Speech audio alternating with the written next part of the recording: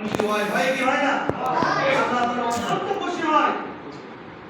এবং এই বিয়ের মধ্যে বরকত দেয়, শুধু তাই না, তাদের বরকত যে আসবে এটা আলেমও হতে পারে, এটা আব্দুল কাদের জিলানী রাহমাতুল্লাহি আলাইহি উনার মতও হইতে পারে। কথা বলেন ঠিক কি না?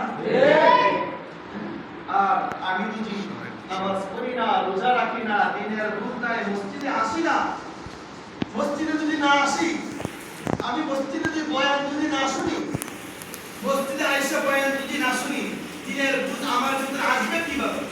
আমি যে নামাজ পড়তে পারি না, আমি যে নামাজ পড়তে পারি না, জানি না, মানি না, তাহলে আরেকজনের নামাজ আমি ডিস্টার্ব করব। কথা বলেন ঠিক কি না? এর জন্যই কাজ হইল, হ্যাঁ, আমার যে জায়গায় আল্লাহর রহমত আছে ওই জায়গায় আমার যাওয়া, যে জায়গায় আল্লাহর রহমত নাই ওই জায়গায় আমার যাওয়া যাবে না। কথা বলেন ঠিক না? আমার না, শুধু প্রত্যেক ব্যক্তির